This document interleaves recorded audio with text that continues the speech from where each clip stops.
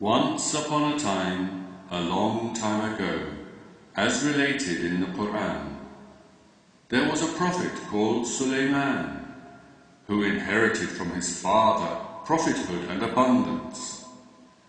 Then he made supplication to God, "Grant me a kingdom the like of which will never be granted to anyone after me."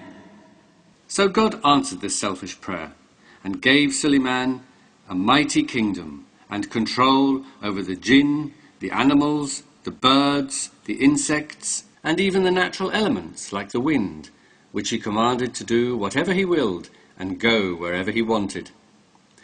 But despite this kingdom, the like of which will never be granted to anyone after him, the achievements of Suleiman, related in the Quran, are comparatively minor by the standards of neighbouring empires of the time, such as the Assyrians, the Egyptians, or the Babylonians, not to mention by today's standards. For example, when relating the wondrous feats that the jinn performed for Suleiman, the Quran rather naively boasts, "They made for him whatever he desires, such as arches, statues, basins as large as watering troughs, and cooking pots built into the ground."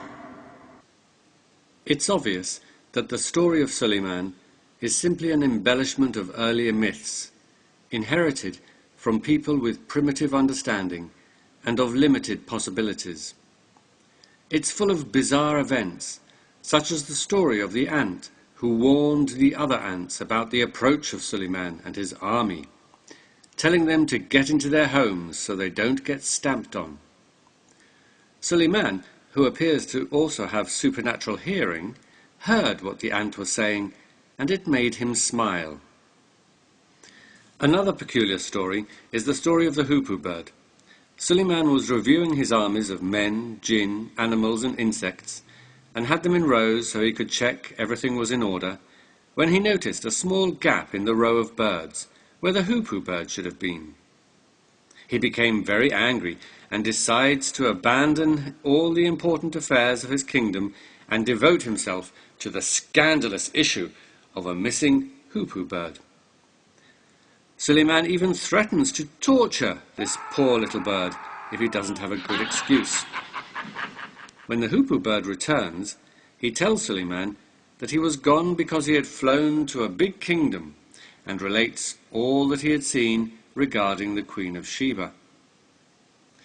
Now, despite the fact that Suleiman had a kingdom the like of which will never be granted to anyone, and despite the fact that he controlled the wind and the jinn and huge armies, Suleiman had no knowledge of this neighbouring kingdom until he was informed of this by the hoopoe bird. Suleiman immediately decides, without any hesitation, to conquer the kingdom of Sheba, just like a greedy, volatile tyrant. So he sends the little hoopoe bird back with a letter demanding that the queen come immediately to him to surrender, or he will march against her kingdom with his huge army. Suleiman then decides to show off to her and impress her, so he ordered the jinn to magically materialize her throne from Yemen to Jerusalem in the blink of an eye, and orders them to build a magnificent palace with a glass floor before she arrives. When the Queen of Sheba arrives, she is duly amazed, and the drama is emphasized with a somewhat sexy scene where the Queen mistakes the glass floor for water and pulls up her dress to reveal her leg, before finally submitting herself to Suleiman. The only thing missing to make this a classic Hollywood ending is a long kiss. In keeping with the bizarre events of Suleiman's story related in the Quran is his death. One day Suleiman was leaning on a stick, watching the jinn working for him, when he suddenly died in this leaning position.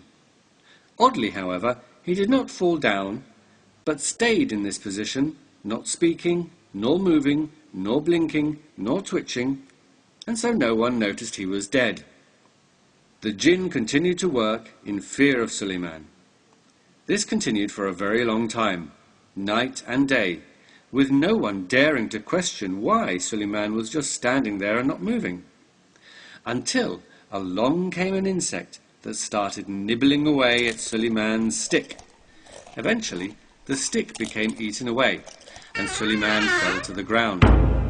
Then the jinn realized that he had been dead all the time, and God had played an amusing practical joke on them.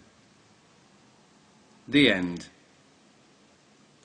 I'm not against relating myths and legends for amusement, or even for some perceived metaphorical wisdom. But what I am against is presenting them as if they are historical fact. Had there really been such a mighty kingdom as the Quran claims, then we would expect to find a great deal of evidence, both archaeological and in written references from the writings of the dynasties and empires in the area. It's obvious that the story of Suleiman in the Quran is fictitious nonsense that completely lacks logic, let alone material and historical evidence. But if you ask Muslims whether the story of Suleiman is true, they will tell you that anything related in the Quran is 100% true, since the Quran is the infallible and literal word of God.